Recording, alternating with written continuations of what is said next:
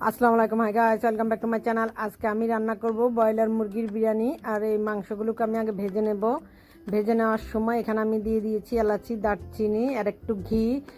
এলাচি, দারচিনি, ঘিটা দিয়ে ভাজলে মাংসটা ডানটা খুব ভালো হয়। এখানে দিয়ে দিচ্ছি লাল মরিচের গুঁড়া আর লবণ আর একটু গরম মশলার গুঁড়ো দিয়ে এগুলোকে ভালো করে মেখে এগুলোকে আমি ভেজে নেব। ব্রয়লার মুরগিটা বিরিয়ানির জন্য ভেজে নিলে খেতে ভালো লাগে, নাহলে কিন্তু বিরিয়ানিটা ব্রয়লার মুরগিগুলো একেবারে ভেঙে চৌচির হয়ে যায়। এবার ভেজে নিলে কিন্তু এগুলো আস্তে আস্তে থাকে, খেতে অনেক ভালো লাগে। মাংসটাকে দেখুন আমি এরকম লাল লাল করে ভেজে নিয়েছি।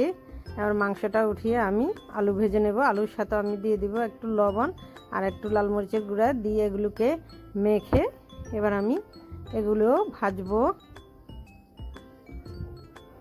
মাংসটা উঠিয়ে নিয়ে এবার আমি আলুগুলো দিয়ে দিচ্ছি তেলটার মধ্যে।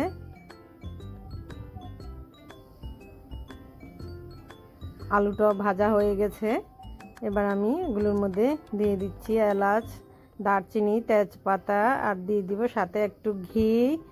যে মাংস তেলগুলোর মধ্যে আমি মাংস ভেজেছি ওই তেলটার মধ্যেই আমি আবার গরম মশলাগুলো দিয়ে দিয়েছি। এবার দিয়ে দিচ্ছি আমি পেঁয়াজটা দিয়ে একেবারে লাল লাল করে ভেজে নেব।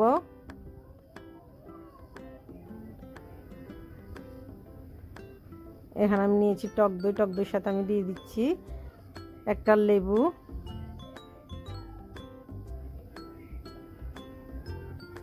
তার সাথে দিয়ে দিচ্ছি আমি 2 চামচ চিনি দিয়ে এগুলোকে মিক্স করে নিয়েছি। এখানে আমি 1 কেজি চালের পোলাও করব, তার সাথে আমি আধা কেজি নিয়েছি টক দই। এবার দিয়ে দিচ্ছি পেঁয়াজগুলো একেবারে লাল লাল হয়ে গেছে। এবার দিয়ে দিচ্ছি আদা রসুনটা দিয়ে এগুলোকে আমি আবার 1-2 মিনিটের মতো ভালো করে ভেজে নেব। আদা রসুনটা একটু কম হয়েছে, আর একটু দিয়ে দিয়েছি। দিয়ে এগুলোকে আবার দিয়ে দিচ্ছি লাল মরিচের গুঁড়া, লবণ দিয়ে দিচ্ছি, একটু গরম মশলা গুঁড়ো। এবার দিয়ে দিচ্ছি আমি রাঁধুনি বিরিয়ানির মশলাটা। আমি 1 কেজি চালের সাথে পুরো একটা প্যাকেট দিয়ে দিয়েছি। তার সাথে আমি কিন্তু বাসায় বানানো গরম মশলা গুঁড়ো দিয়েছি। দিয়ে এবার এগুলোকে ভালো করে কয়েক মিনিট ভেজে নিচ্ছি। নেওয়ার পরে আমি দিয়ে দিয়েছি টক দইটা। এবার আমি যে চাল অনুযায়ী দিয়ে দিচ্ছি পানি। দেখুন পানিগুলো মেপে দেওয়ার পরে দেখুন কিভাবে ফুটতেছে। এবার আমি দিয়ে দিব চালটা।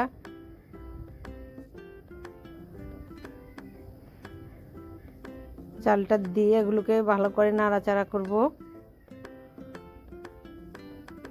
নাড়াচাড়া করে এবার আমি উপর দিয়ে দিচ্ছি ভাজি আলু আর মাংসটা দিয়ে এগুলোকে নাড়াচাড়া করে উপর দিয়ে দিব কয়েকটা কাঁচামরিচ আস্তে আস্তে।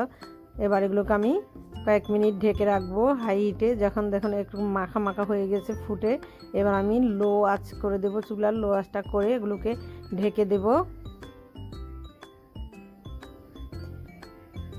দেখুন ঢাকনাটা উঠিয়ে নাড়াচাড়ার পরে এগুলোকে আমি আর একটু দমে দিয়ে রাখবো। একবারে লো আছে দিয়ে এগুলোকে নাড়াচাড়া করে উপরেরগুলো নিচে দিয়ে নিচেরগুলো উপরে উঠিয়ে দিয়ে এগুলোকে আমি আরও প্রায় 10 মিনিটের মতো দমে দিয়ে রাখবো। হয়ে গেছে আমার ব্রয়লার মুরগির চিকেন বিরিয়ানিটা। এই বিরিয়ানিটা তো আমার জোনায়েতের এত পছন্দ, সে অনেক মজা করে খায়।